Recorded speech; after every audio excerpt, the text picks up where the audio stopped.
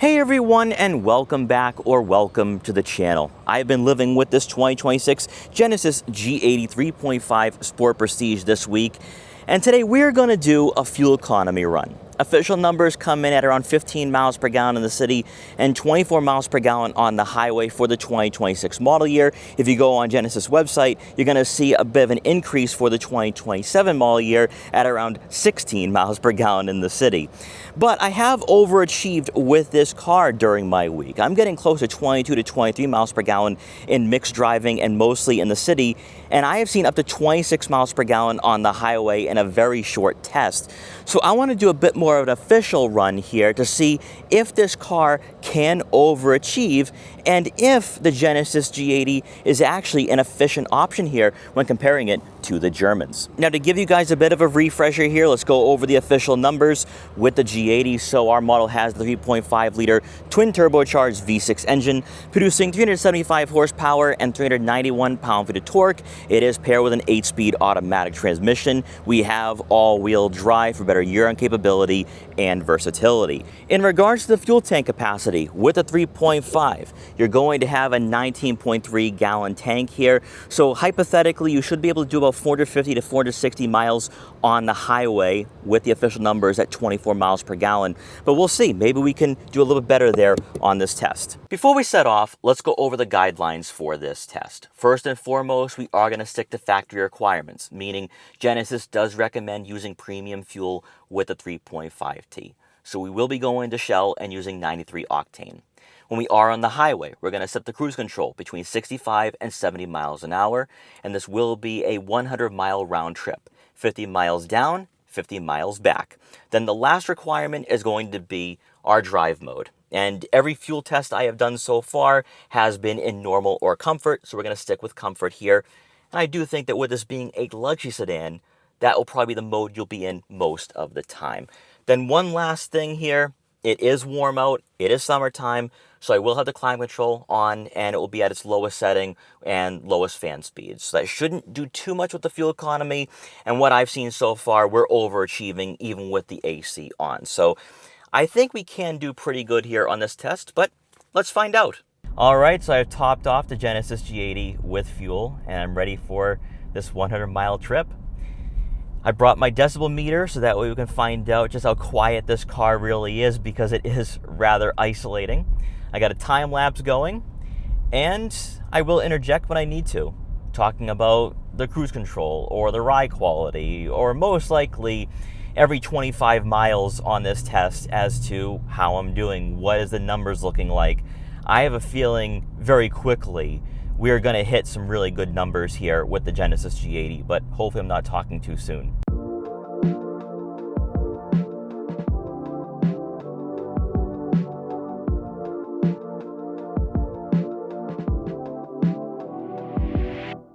So first observation on the highway, with the adaptive cruise control, with the lane centering, phenomenal. It is smooth. It is refined. And yes, this isn't necessarily fully autonomous technology, but I do feel a bit confident being less hands-on. And this will be a first so far with these fuel economy runs where I don't feel like I need to put a lot of steering input when keeping the vehicle in its lane. So I'm really liking that. Also, I might as well use the sound decibel meter and see what we can get out of the G80. Now, I don't know if you guys can see this, I am under 62 decibels with the G80, and we're traveling at around 60 miles an hour. This is a quiet car, so keep that number in your head the next time we get maybe a BMW 5 Series, Audi A6, or Mercedes-Benz E-Class, because that is really good. Also worth mentioning is that we're not even 5 miles into the trip, and I'm already seeing 28.5 miles per gallon. So this is well above what Genesis rates it as. I think it's actually an economical car, but we're gonna find out.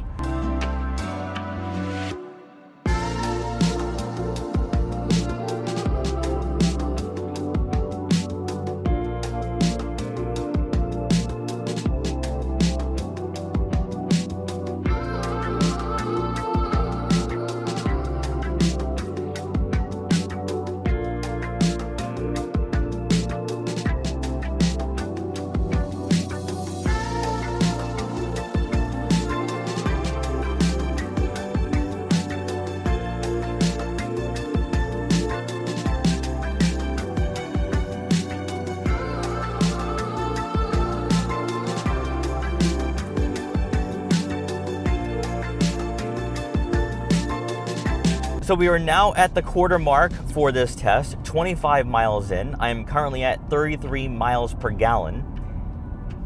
And traffic has been rather steady and moderate.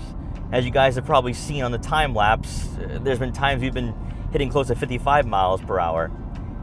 Also, I've been kind of quiet on this drive so far, mostly because there's not much necessarily to say, and I think that's a good thing, because this is a luxury car after all. It is a comfortable mid-sized luxury sedan that I think does this job way better than some rivals in this class. I'm looking at BMW right now with the new 5 Series.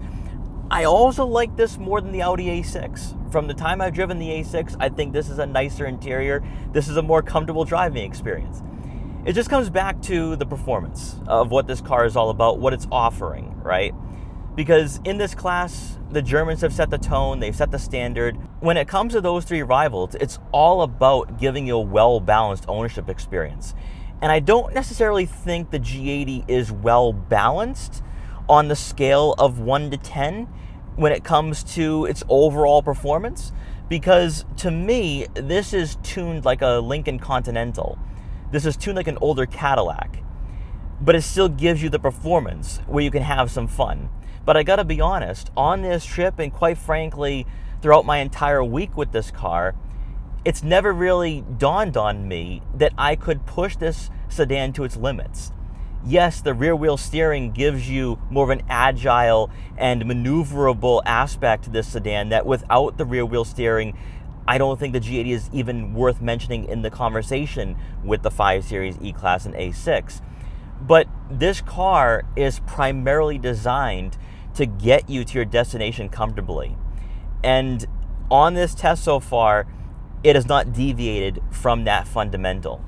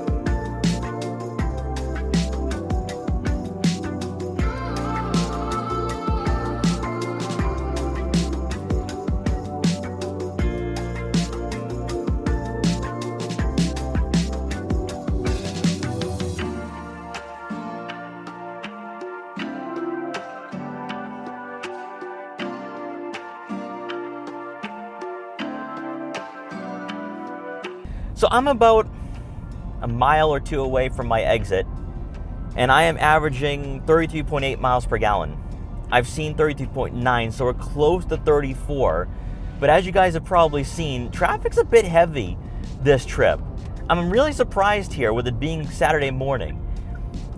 And sometimes I'm not even doing 70 miles an hour that I've set the cruise control to. So it could be helping out the fuel economy, even though we are going southbound. So I'm expecting on the way back, going north, that I'll probably get somewhere between 30 and 31 miles per gallon overall, which is truly impressive here out of this car, which is known to be a gas guzzler. Anything above 25 miles per gallon, in my opinion, is a win for this car. So even though on paper it doesn't look like it's very efficient, right now I'm experiencing something completely different.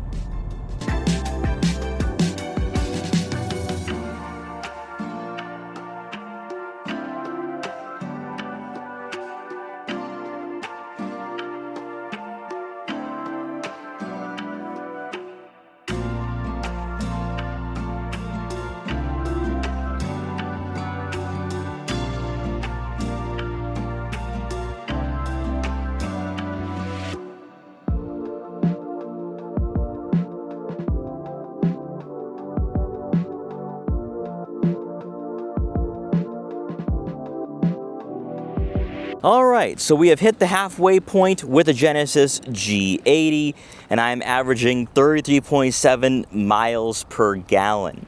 Now, I want to pump some brakes here because if you do the math, it's going to seem phenomenal. 33.7 times 19.3 with our fuel tank capacity is going to get you a number close to 650 miles. I do not think that is achievable or realistic for most driving situations, right? You're going to be in traffic if you're heading into the city, going uphill. There's so many variables at play. However, what I'm experiencing today on this test is not much different than what other journalists are seeing as well with a G80 and this powertrain. In fact, I have seen around 31 miles per gallon from some tests out there, so it's possible we can get 30 miles per gallon out of this G80. Now, on the way back, traffic is going to be building. We're going to be going northbound, so I expect these numbers to drop a bit, and I'm hoping that we can get around 30 miles per gallon overall, but I wouldn't be displeased if we hit 27.5, because even at that point, this car would be right in line with other sedans in this market. So now I'm even more curious. If I'm getting 33.7 out of the 3.5, what could I achieve with the 2.5? So this car is definitely underrated on paper. And I honestly think here Genesis has a serious contender in this market that goes far beyond the ride quality, goes far beyond the styling. We also have a car that, economically speaking, can go head-to-head with that 5 Series and E-Class. Now, before we head back to the gas station, for those of you who are new here, we do the one-click method. Just one click, everyone knows the rules when we fill this car back up. Obviously, there are other methods out there, but I just want to get a rough estimate as to what this car or any vehicle that we test can achieve. So let's head off to the gas station and see if we can hold that 30 miles per gallon mark. So as I normally do on these fuel economy runs, I want to give you guys my final thoughts on this car.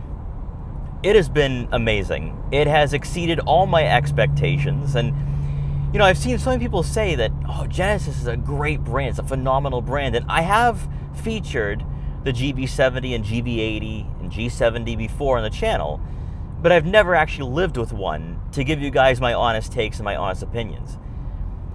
The G80, truthfully, is not for everyone. This is a car that I think a traditional mid-size luxury sedan buyer would choose. And I'm talking people who have purchased Volvo S90s, which that isn't really in this class, but Lincoln Continentals, Cadillac CT5s, that's where the Genesis G80 falls into place. It has a small hint of performance, a small hint of engagement that really gives you a fun factor that you wouldn't typically find out of, say, a Volvo, out of a Cadillac. Well, I shouldn't say that. Cadillac CT5V Blackwing is a different proposition. But, you know, typically American luxury cars are going to be a bit more dull and sedated, and brands that are not from Germany also tend to exhibit those same qualities, much like the Lexus ES, although the new ES should be interesting with it being a hybrid only. But typically a car like this is going to be luxury first, and then performance will come second. And the way in which Genesis has designed this car, engineered it, they've given it a quality that I don't think many non-German brands have ever infused into a car in this class before. Because with the twin-turbo V6, it is quick, it is exciting, it is engaging. The Sports Tune suspension, yes, when you put it in Sport Plus mode, it's a bit rigid, a bit stiff, but it's still comfortable. There's still this nice, sophisticated ride quality that you want to experience out of this car, or any car for that matter, at $80,000. But this is where it comes back to me saying the G80 is a Mercedes-Benz S-Class at E-Class money. Because this car is comfortable. This car is relaxing. And yes, it has the powertrain to get you to 60 in 5 seconds. It's quick. But no other brand right now, out of the 3 German manufacturers, and I'm going to throw in Lexus, is going to give you a car that I think feels this refined on the roadways. Because we have the electronically controlled suspension and we also have road preview, when you're on the highway, the road preview function does phenomenally well. You go over bumps and imperfections and you just glide right over them. In fact, you float over them, which in some ways can be seen as a negative in this market, considering what BMW has done for the last 30 years since the E39 5 Series. But today in 2026, if you have aspirations of owning a Mercedes-Benz S-Class, a Porsche Panamera, back in the day, a Maserati Quattroporte, the G80 in some ways bridges that gap, that price delta, where you're going to pay $100,000 to get a car like this. Now, am I saying it is an S-Class? No. But the standard features that we get here on the Sport Prestige, the rear wheel steering, the soft closed doors, the ride quality, everything that we have here in this car makes this a fantastic value proposition in its market.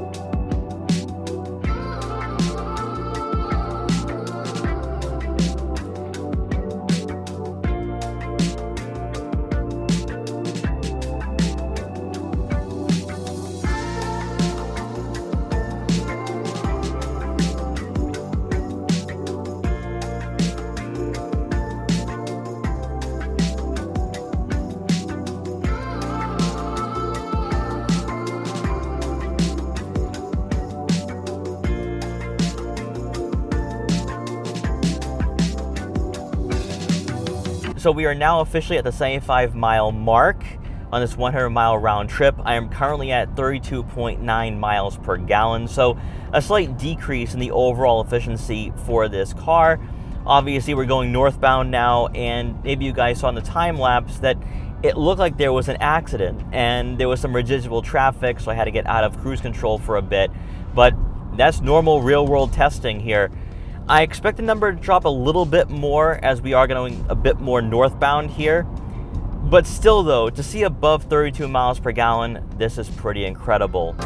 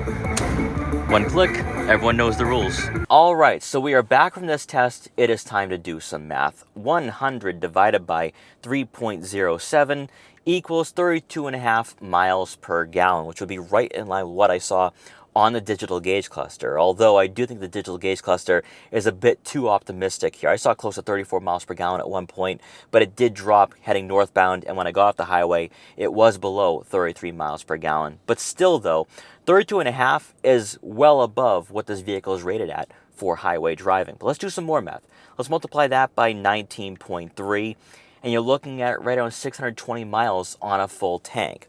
Obviously, there are variables. I didn't stop to get lunch. I didn't stop to use the restroom. This was just a 100-mile round trip. So you might hit some traffic. There could be an accident. There could be something going on in your local area, and that fuel economy might drop.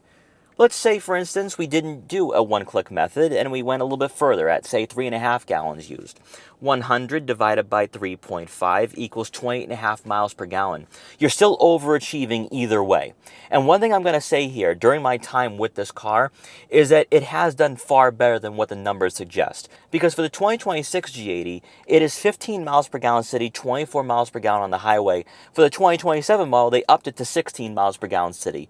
What I have seen, what I have experienced during my time, is closer to 20 to 21 miles per gallon in the city, and probably 26 miles per gallon on the highway if I'm going to be conservative with those numbers. But to even get above 30 miles per gallon on this test is phenomenal. That's right in line with what you are going to find out of BMW, Mercedes-Benz, and Audi, and even at 20.5 miles per gallon. If you multiply that by 19.3, you're looking at 550 miles on a full tank. So this car is not as much of a gas guzzler as you would think, and I personally believe the numbers on paper are a bit deceptive. I think you can push this car a bit more than just 450 miles on a full tank.